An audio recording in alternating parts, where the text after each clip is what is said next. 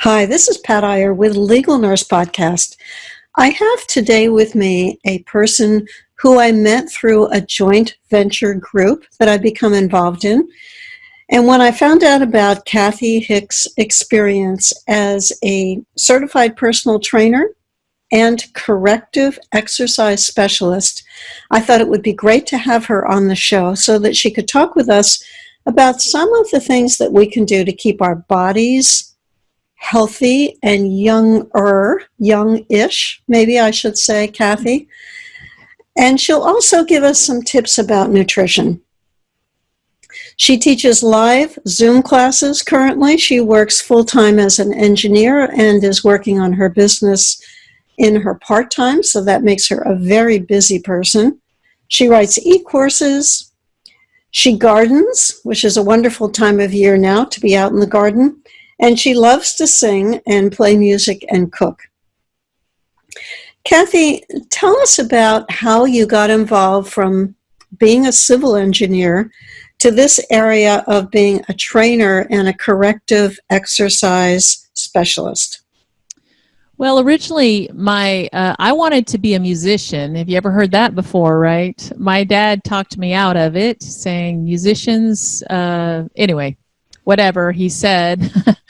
I decided to be an engineer, and I followed that path. I was not really passionate about it ever, but I did it nonetheless. I ended up becoming a registered engineer, and I did that for 10 years. I ended up coming home with my kids. I developed a thyroid disease, and then came home. I homeschooled my kids for 10 years, and then I ended up going back to civil engineering. That was all I knew at that point.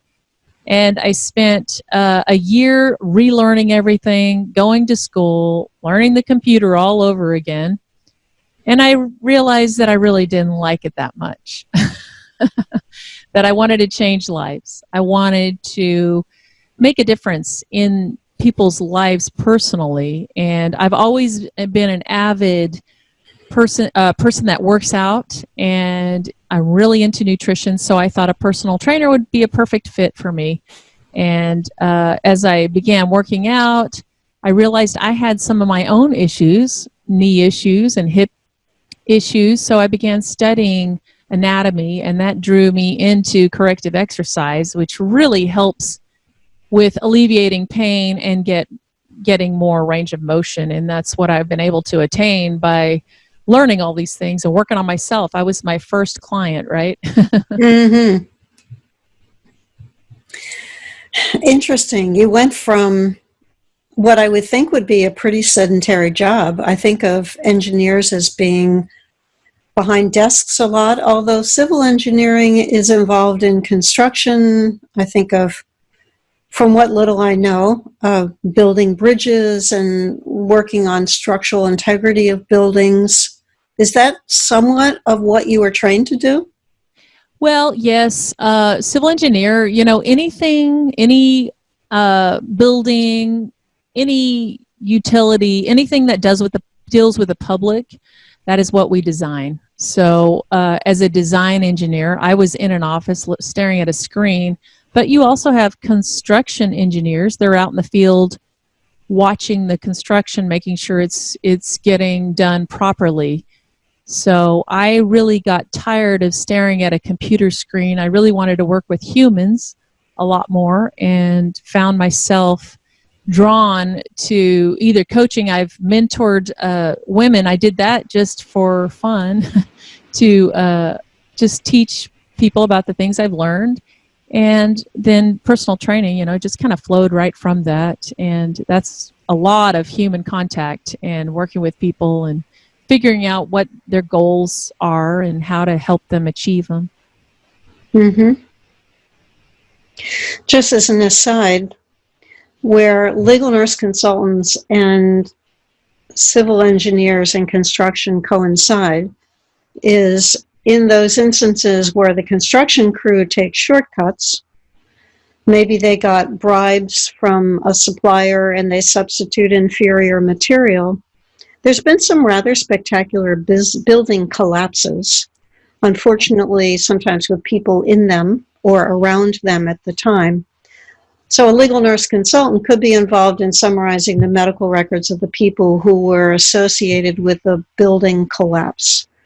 And then the attorneys are going after the contractors, the skilled people who didn't do what they were supposed to do. Maybe I'm thinking about a parking garage collapse in the Northeast that I heard about, where the steel pieces to support the floors were not tied in properly to the upright pieces. Isn't that elegant language? I'm sure you've got engineering terms for all those things. The uprights and the flat pieces, they weren't connected right.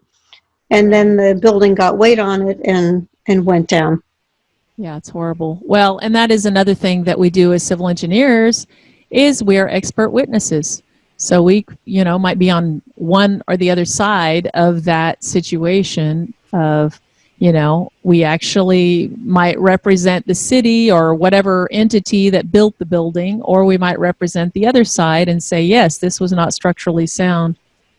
My specialty is more into general civil. That would be a structural engineer that would design a building of that sort. The project I'm working on right now is a parking lot. I'm designing a parking lot and creating a road and sidewalk. And so it's drastically different than working as a personal trainer. So it's nice. I can turn that side of my brain off and turn the other side on. So makes it interesting for sure. We can switch over to the side of your brain that deals with the personal trainer, exercise specialist. I know that it's challenging right now for gym owners to have their doors open because of the amount of contact that people have with secretions and with people who are breathing heavily and the risk of getting a virus under those circumstances. How has that changed the role of people in your industry? Oh, it's drastically changed it. I remember that day when it kind of blew up, and I was supposed to teach a class that morning. And on that particular week, my brother and my mom were sick. We're still wondering if they had COVID. We're not even sure. They said they had a upper respiratory, illness. And I decided not to expose anyone to that because we weren't sure at the time. So it drastically changed my life. My engineering job, they told me to come home and not come back because of that exposure that, we just weren't sure. So it drastically changed that, both sides of my life. Luckily, I've been able to work at home. And I think I sat here for about a month and had a little relationship with Kit Kats, and then feeling sorry for myself for a little bit. And then I decided to get up and start teaching these Zoom classes. So I think that's what people have done as trainers and instructors. They've gone to this virtual platform of teaching students, and I can actually see the students do their workout and I can correct them. And that's what I've been doing. I'm like, I'm watching you. You're not doing this right. I'll call them out, and they want that. They want to know that they're not going to get hurt doing exercise. So it has changed. It was drastic, but I have to tell you, I love it now. I have just fallen in love with being at home, and my concern also was teaching at the gym and getting exposed myself to germs that I really didn't want to. You start looking at the barbells and you're going, oh my goodness, there's so many little spots where their germs are. So yes, it's been shocking, but my new norm is awesome. I think about all the treadmills that I went on when I've stayed in hotels, and the fact that they hand you they don't even hand you a towel. There's a pile of towels that you can pick up, but in terms of sanitizing the gym equipment between uses, we never thought about that. Yeah, the gym that I was working at, I will say, they were kind of on top of that. They had spray bottles at every single station. This was before COVID. And with towels right there, and people were supposed to clean them down. Whether or not they did, they weren't really policing that. Of course, they will be now. But it was pretty common practice in that particular gym, which is awesome. They're kind of ahead of the curve in that one. I don't know what they're going to do about the masks though, because having a mask on and being on a treadmill don't seem like they really mix, but we'll see how that works out. That's a good point. Nurses who are listening to this have had much more exposure to medical masks, not referring to the N95 masks, but the regular paper masks that tie in two places, one the back of your head and one around your neck. We've learned about masks and used masks for as long as we've been clinicians, but we're usually not exerting ourselves at the time. We might be in an isolation room taking care of a patient, or we could be in the operating room helping a surgeon. But the idea of huffing and puffing on a treadmill through a mask is a whole different concept. I think so. And then if you're outside running, I don't know. There's a lot of people riding their bikes with masks on. I'm kind of surprised by that. But anyway, I guess they feel like they need to protect themselves. But, if you're sweating, you've got a mask on. And I have read a few articles that it's not the healthiest to be, profusely breathing in and out of that mask. So I think it'll be interesting to see how things transpire with the gyms and how this is going to flesh out. I really don't know. We're out in California waiting to hear. Our gyms are not open. We're waiting to hear what the protocol is going to be. And it's going to look a lot different. I've already approached the gym and I've told them I really want to just stay home now and teach from my house. And so they're happy that I'm willing to do that, because a lot of people are not going to be going back to the gym for a while, until this thing really settles out, depending on, their age group and their risk category. So. And then I would think the occupancy has to be very carefully monitored. You wouldn't necessarily have people 3 feet apart on treadmills. They will have to adjust that, yeah. They'll have to move, probably half the treadmills out of there. They will probably have sign-ups for the gym to start with, and they'll, have whatever, 10 people in the gym, or I'm not even sure what that number will be, but it will definitely be limited. Limited usage of either the classes or the equipment, and then it'll have to be wiped down after they're done. So it's going to be an interesting mix.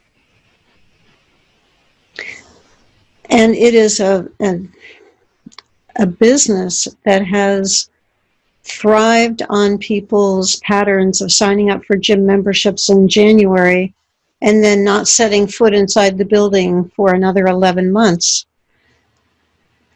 So I'm thinking about the people who signed up for gym membership who might say, well, I haven't used it and I'm not going to use it, so I want a refund.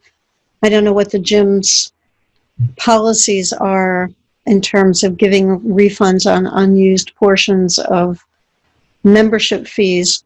But it raises questions in my mind because I'm a curious person. I like to look at business models and think about how businesses make money by those types of motivations of, yes, I'm going to spend every day, every week, I'm going to go to the gym first thing in the morning, and then that resolution tapers off pretty quickly.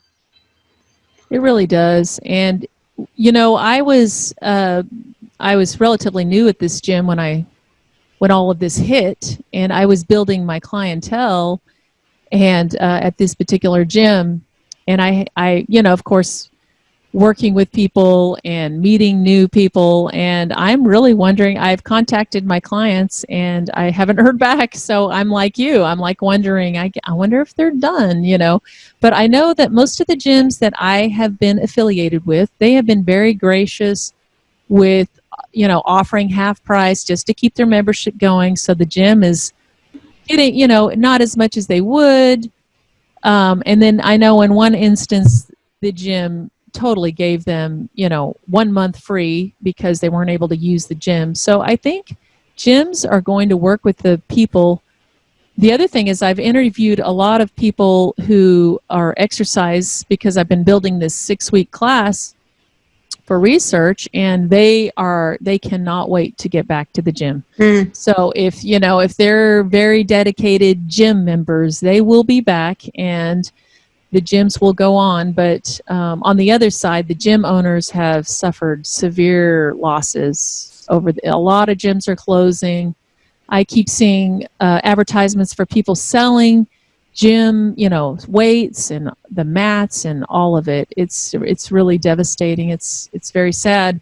And then I think they're switching over to the virtual arena, where they can teach the classes online. They can do one-on-ones with their clients. It's been amazing with Zoom. I mean, you really can watch people work out and make sure they're doing the exercises correctly. It's been amazing and wonderful. Well, let's talk about that. We know that the person listening to this podcast may not be heading to the gym anytime soon, or the circumstances will be very different. And yet, what would you say to the listener who says, what are some simple exercises that I can do at home that would help me with stretching or dealing with the tension that accumulates in my body? What tips can you give us on that? Yes, I've got some great tips. First of all, I just want to say don't overdo it the first time. We all tend to get on a bandwagon, right, and say, I'm going to do this. And we do an hour-long yoga class, and we really pay the next day, right? So we want to be careful with that. I would, as far as stress reliever, it is a personal preference. Some people relieve stress by doing cardio and running and, like we were saying, the treadmill, if you have one, or mountain climbers, or, just doing a high-impact, quick workout. Again, I would say be careful if you haven't been moving for a while. Go slow, start slow, and I teach all of my classes low impact. So whatever cardio I'm doing is low impact. So I think that's a good one, is to really kind of work that stress out of your body. The other one is gentle, slow stretching. I teach Pilates and teach muscle control and breathing techniques. So there are some great online Pilates YouTube videos you can do. It's very relaxing. And then my favorite modality, which not a lot of people have heard about, is called Yamana, and it's body rolling. We use balls to release tension in your joints and your muscles. So that has been just amazing. It's changed my life. I didn't really mention this, but I had a set of twins about 24 years ago, and those twins were very big. And kind of, my back has been imbalanced all of these years. And about 3 years ago, I discovered this modality that's been able to release that back tension and stress and pain. And it's really changed my life. It's been wonderful. And this is different than the type of ball that I see people sitting on. Is that Pilates? It is, yeah. It's about a 10-inch ball, and it's made from Italian rubber. It's latex-free, so it's okay, with people with latex allergies. And we do a lot of sitting on it, and we roll it up our spine to release stress in our spine, and rest our neck on it to release the stress in our neck. And there's different size balls. There's some smaller balls for detail work, and but they're not as big as those big blue exercise balls that you've seen people sitting on. They're a bit smaller. It's like 2-inch to about 10 inches. And and you can Google that, Yamana, Yamana. Yamana. I spelt it wrong. Yamuna. Sorry. Okay. One more time. Yamuna. Okay. Yeah. And it's been around for 40 years. It was developed out in New York. So would be one of my favorite. I've received the most benefit of all the modalities as that one. That is the one that has really balanced my body out and helped me with stress relief and muscle tone too. And it's very gentle. All ages and all sizes can use this ball, which is awesome. How about that? I have not heard anything about that. You and 90% of everybody I talk to, but I've created, when I started my classes, I couldn't get any of my gym members to take my class. I was really getting frustrated, and I just started talking about this ball to my friends, and they're like, well, I want to do that class. And so I just started selling balls. I have all new people in my classes doing Yamana, and they love it. And so it's been awesome. Yeah. When I think about the legal nurse consultant, as I described to you when we had our conference call prior to recording, they fit into a couple of categories. There are the people who are working clinically. They may be staff nurses taking care of patients on their feet a lot of the day. Or they could be having more sedentary days when they're sitting in front of a computer and looking at medical records, writing reports, marketing, writing blogs or newsletters. I think the people who are on their feet running all day probably don't think that they need exercise.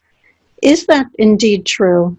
If you have a demanding job physically, do you need to be doing anything in addition to that to stay fit?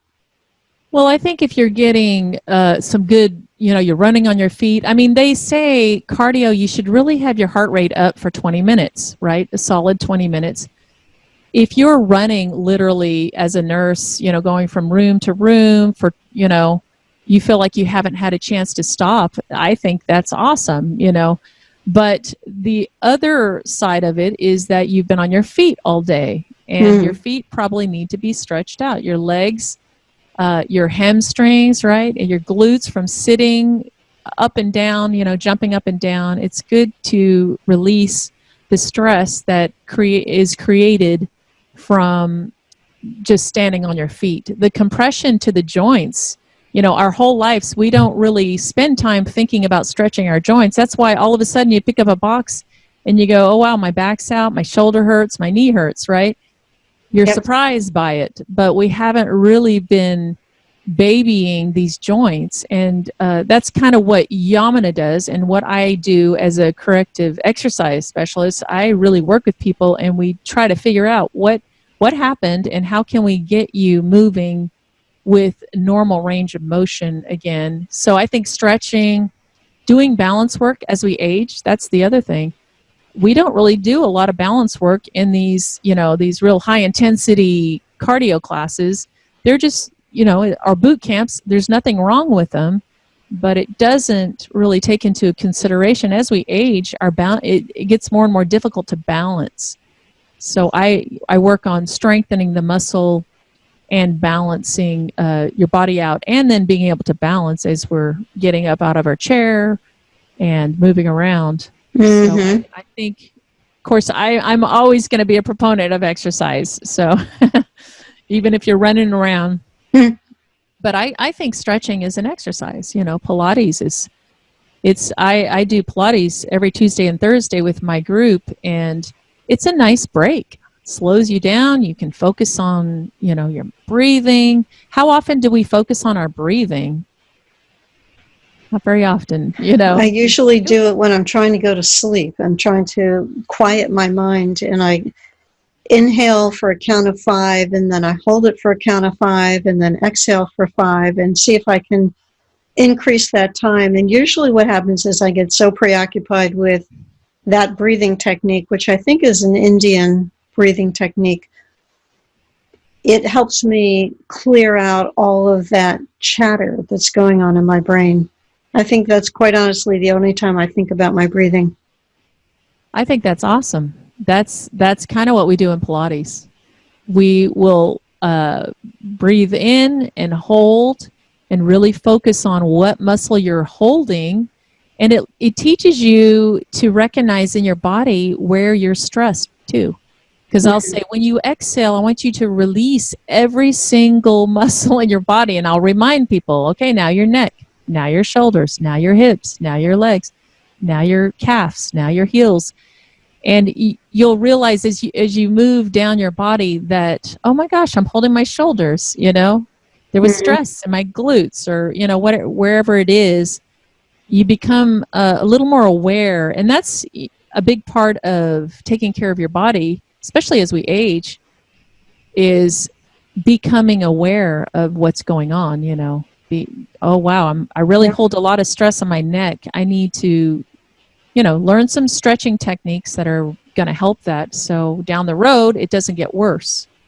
So, and we want to preserve our mobility, right, and range of motion. I want to be able to reach to that high shelf, but if my shoulder is not functioning properly, and it's I've had a frozen shoulder before, so I've experienced this. This is another reason why I became a personal trainer. I didn't want that to happen again. You're going to work on mobility, and you're going to really focus on those muscles. We focused on the nurse who's working on his or her feet all day. Let's look at the other part of the person who sits in front of a computer for long hours at a time. What tips can you share with us about that physical situation? Well, I can totally relate because as an engineer, and even currently, I am working all day in front of my computer. A lot of times what I will do is I'll have a set of free weights, and you know what? Some people don't have free weights. Free weights are hard to find right now because we've been stuck at home, right? Everybody's gone to Target and bought up all the little weights, the cute little blue and purple weights. Well, you can get a can of soup or something, that's about 16 ounces. That's a pound, right? And I do little overhead shoulder lifts. I'll do bicep curls, curling the biceps in, holding the weight. You don't even need weights, really. It's just movement, right? Pushing to that back wall, work your triceps. I know for me, one of my biggest goals was not to have a droopy arm, right? I never will forget when I turned 50, I looked at my arm and I went, what happened? Where did that come from? And so that's one of the battlegrounds that I do. So I do a lot of arm exercises, but then you can also do a reverse, like bicycle crunches. You can bring your knee up to your chest while you're sitting in your chair, right? You can take a quick little break, push the chair back, do some little reverse bicycle crunches, bring that knee into your chest, march your legs, and it just it energizes you, it releases dopamine into your system, gives you some energy, and it clears your mind. The best thing is to walk away from your computer, take a quick little walk, and bring your weights with you, do some of those, bicep curls, whatever. It looks kind of funny, but, things are different now, right? We can do whatever we want at home. Everybody's working at home right now. It's starting to open up now in California, but I've decided I'm staying home. I like it so much. So, but I think a lot of people will be wanting to stay home. They don't want to go back into a corporate environment, and they like not having to commute. I think the roads are going to be less congested. And the pollution is less. Absolutely. We've just experienced such a drastic change in just the environment, and anyway, I love it. I've really been enjoying it, and I'll go out and water my garden. That's another stress reliever. Just go out and do it. Something that you love. It just clears your mind. And the other thing I was going to mention is doing shoulder circles too. If you're working, bringing your shoulders. And if you're standing, you can bring your arms all the way around. So it's just good to keep those shoulders moving, right? That's really what we want. We want healthy shoulders. Shoulders and hips are, if I ask anybody, where do you want to work? Guess what they say? Shoulders or hips. Interesting. The two. Yeah, they're little trouble areas because your shoulder is a joint that moves in every direction. So there's a lot of room for error there. And then your hips, of course, are tight. When you're sitting all day, your hips are just getting tighter and tighter. And so that's why that yamana is so awesome, because you can release those hamstrings. It's hard to release your hamstrings. And those are the muscles behind your leg. in case for people that don't know, I forget, they're just, it's common language for me, but, I think the nurses listening will know. That's true. Yeah, that's perfect. I know you've mentioned teaching online, and our time is up. I wanted to make sure that you had an opportunity to talk about what services you offer. How can people follow up with you who've listened to this podcast and want to know more about what you offer?